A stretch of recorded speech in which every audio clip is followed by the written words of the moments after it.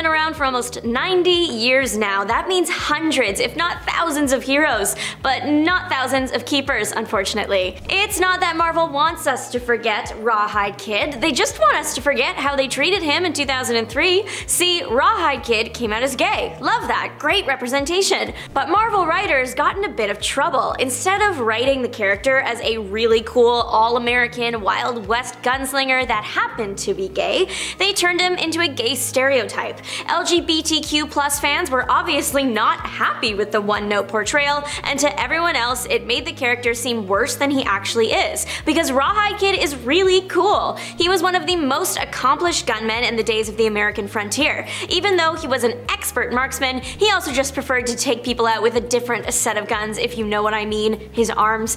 Marvel also messed up because they included Rawhide's reboot in the adults-only Max line, and Rawhide didn't really fit in. He was gay and therefore that means he's mature content. It just didn't sit well with people and still doesn't. Thankfully, he got another series in 2010 and that was received a bit better. James Jim Patrick Skully, or Skull the Slayer, hasn't appeared since like 2011. It seems like the character will appear and then disappear for a few years before popping up in a random place again. Though the last time we saw him, he had been returned to the Bermuda Triangle with Lee Forrester. His story is equal parts sad and wacky. He was convicted of the accidental death of his brother. His brother was higher than a kite and pulled a knife and things basically got messy. The plane that was transporting the now criminal Skull got caught in a space-time warp in the Bermuda Triangle and they crashed on a planet caught between different points of time. How does Marvel come up with this stuff? Anyway, an alien had left behind a power belt and that's how he gained his super abilities.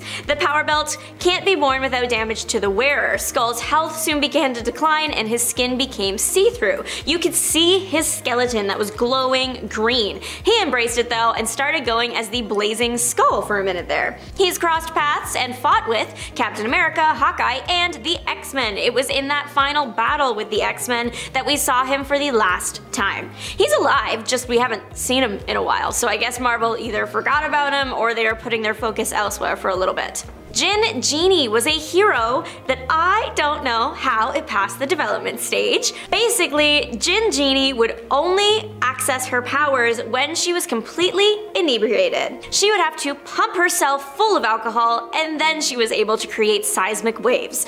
Marvel must have realized that this character was a bit of a disaster because she only lasted one issue, like showed up and then immediately died. Her limited Marvel run happened in X-Force issue 116. That entire issue was full of really weird heroes that only lasted that issue. I seriously wonder what was going on in Marvel's writing rooms for this one. Nuit was a mutant and on the X-Force reality TV show with Genie. His power was the ability to project a veil of dark energy. We don't actually see him use it though. His stats on his Marvel.com character profile indicate that he isn't the most powerful hero out there, but hey, he tried his best. Big Bertha is a controversial character. Her mutant ability is body transformation. That's not new, but the method that she uses to change her body is interesting. She can add hundreds of pounds to her body to make herself a more formidable foe, but then to get back to where she started from, she has to throw up the excess. Many people view this to be making fun of eating disorders. It's not hard to see why. While she is bulked up, her strength improves and her legs get stronger, allowing her to jump really high and really far. She was part of the Great Lakes team and provided the funding for it through her modeling career. The body Bertha usually exists in is a supermodel, but her hero body is the larger Big Bertha. The Thunderer lasted really long for not doing anything. He just recently died in 2019, kind of. His death was confirmed in 2019, but he actually died in the late 1940s. His entire hero thing was a microphone in his suit. That's it! He did set the microphone up with a speaker system designed to be so loud it was deafening, like thunder. He also has a lightning gun that can blind his enemies. You know what? Even if his hero design is just a speaker, his reason for becoming a hero was very noble. He was frustrated that America wasn't doing enough to fight crime and Yahtzee with an N activities that he decided that he, a regular scientist, was going to take matters into his own hands. He later also appeared as the Black Avenger in his last Golden Age appearance. Overall, having your superpower be a really loud speaker isn't quite as interesting as a lot of other heroes, so it's understandable why he's faded into the background. If you thought we were done with X-Force, think again. You Go Girl is gone. She teleports. She has to sleep after teleporting. The further she goes, the more sleep that she needs. She first discovered her teleportation abilities through sleep. She would keep waking up in random places because she really wanted out of her hometown. Her mutant ability manifested trying to get her out. Eventually, she did make it out to Hollywood and joined the X-Force. She was one of the most popular heroes on the reality TV show. I do love her hero name. She would also be my favorite if I watched the reality show. Overall, her character kind of paled in comparison to other heroes in the Marvel universe. The teleportation is really cool, but she has limits where other heroes just don't. She also appeared and disappeared pretty quick. She was only around for about a year. She was introduced in X-Force issue 116 and died in issue 128. As she lay dying, she requested to be buried among the stars, and that's really cute, so she did get a nice send-off. The other more recent time she's shown up was in 2022's Excellent, but it was just her ghost. Axel Cluney, or Zeitgeist, has a pretty gross power, so it's no surprise that he is not one Marvel would want anyone to remember fondly.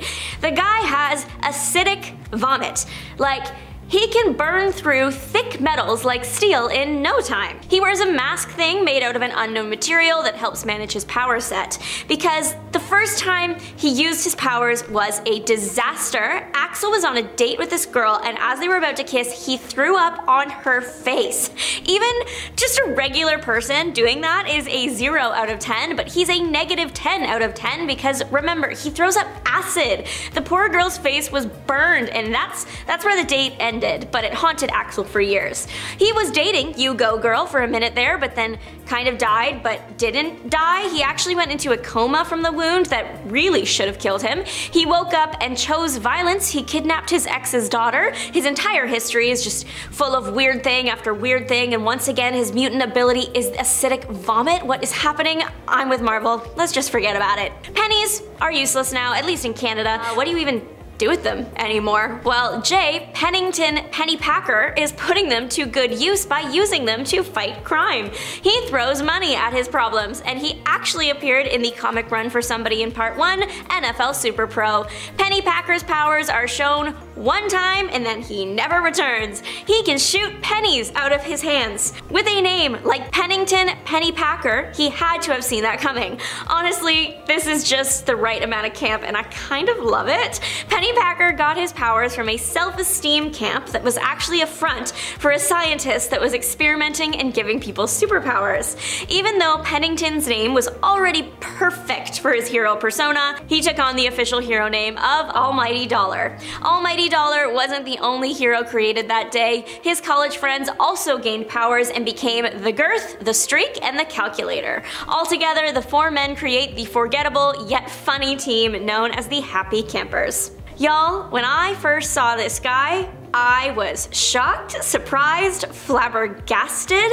Whitewash Jones is his name. I wish I was kidding. Marvel, what were you thinking? Like, seriously, this is so awful. I can't even believe it. It was so bad. Marvel retconned the earlier versions of him to not be like the real guy and instead be a made-up character for propaganda purposes that was like a victim of racism. The character came as part of the group Bucky Barnes got called the Young Allies. The character was a very racially insensitive depiction and wasn't well put together at all. It's no wonder that Marvel made the major retcon and totally redesigned the character for his real-life debut as Washington Wash Jones in 2009, and he was treated with a lot more respect there. Thank you so much for watching, everybody. I hope you enjoyed. Don't forget to like, subscribe, and make your mark on the comment section down below. Let me know which of these heroes you think deserves a second chance. This is Juliana, signing off. Bye!